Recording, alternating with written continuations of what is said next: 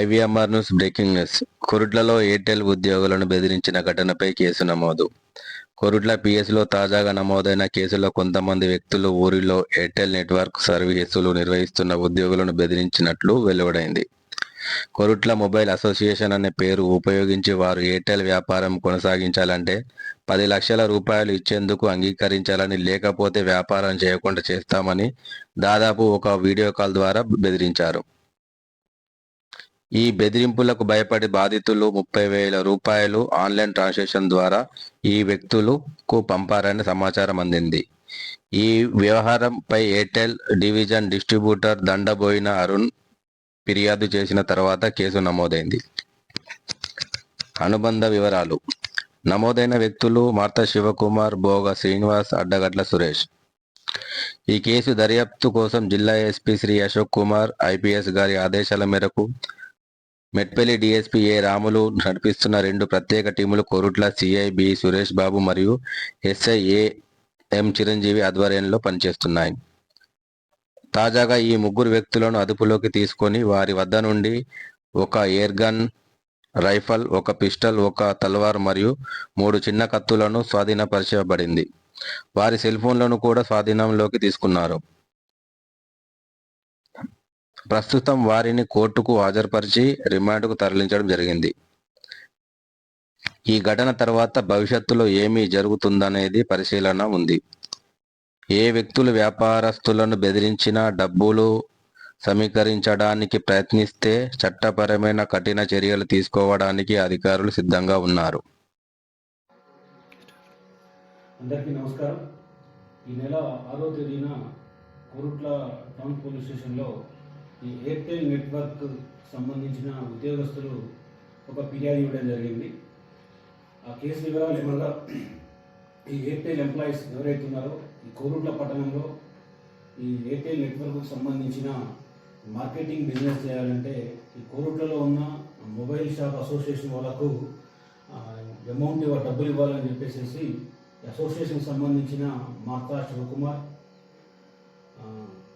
బోగా శ్రీనివాస్, అడ్డగట్ల సురేష్ అనే 3 వ్యక్తులు ఈ ఎయిర్టెల్ ఎంప్లాయీస్ని అలాగే ఇక్కడ ఉన్న ఎయిర్టెల్ డిస్ట్రిబ్యూటర్స్ని డబ్బులు ఇవ్వాలని బెదిరించగా వాళ్ళు భయపడి 30,000 వాళ్ళకి ఆన్లైన్లో పంపించడం జరిగింది.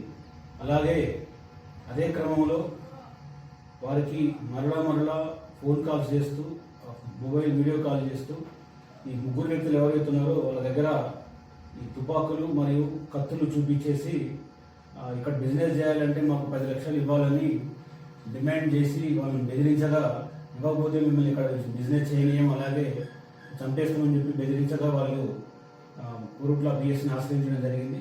వాళ్ళు ఇచ్చిన ఫిర్యాదు మేరకు అట్టి వ్యక్తులపైన కేసు నమోదు చేసి ఈరోజు నిన్న అనగా సాయంత్రం ఒక నమ్మదగిన సమాచారం మేరకు ఈ శివకుమార్, శ్రీనివాస్, సురేష్ 3 వ్యక్తులు కొరుట్ల టౌన్లోనే పట్టణంలోనే ఒక ఫంక్షన్ హాల్లో ఉన్నారని సమాచారం రాగా టౌన్ ఎస్ఐ చిరంజీవి అతని సిబ్బందితో వెళ్ళి ఆ 3 వ్యక్తుల్ని పట్టుకొని వాళ్ళని విచారించగా, అలాగే వాళ్ళ దగ్గర ఉన్న ఈ ఆయుధాలని సెర్చ్ చేయగా ఆ యొక్క ఫంక్షన్ హాల్లో ఒక 2 తుపాకులు మరియు ఒక తలవారు దొరకడం జరిగింది. ఈ తుపాకులు పరిశీలిస్తే ఇవి ఒక ఎయిర్ రైఫిల్, ఒకటి ఎయిర్ పిస్టల్ ఉన్నది, అలాగే ఒక తల్వార్ ఉన్నది.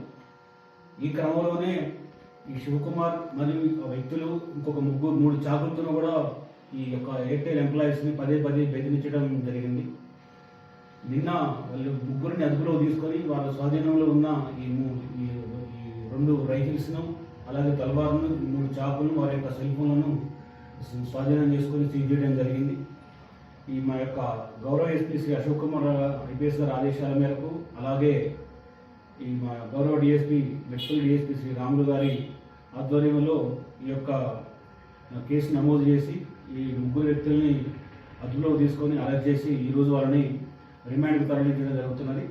అలాగే కోరుట్ల పట్టణంలో ఉన్న ప్రజలందరూ కూడా పోలీస్ స్టేషన్ నుంచి విన్నపం, ఎవరైనా వ్యక్తులు వ్యాపారస్తులను కానీ, ఈ విద్యా సంస్థలు కానీ, రైస్ మిల్లర్స్ని కానీ ఎవరైనా డబ్బులు కోసం బెదిరింపులకు పాల్పడినట్టు కానీ బెదిరింపులకు పాల్పడితే మాకు సమాచారం ఇవ్వండి. అట్టి విషయాన్ని పోలీస్ శాఖ చాలా తీవ్రంగా పరిగణిస్తుంది. ఈ బలవంత వసూలుకు పాల్పడే వాళ్ళ మీద ప్రత్యేకంగా నిఘా ఏర్పాటు చేయడం జరుగుతున్నది. ఎవరైనా అట్టి చర్యలకు పాల్పడితే చట్ట ప్రకారంగా చాలా కఠినంగా చర్య తీసుకోవడం జరుగుతున్నది. Thank you.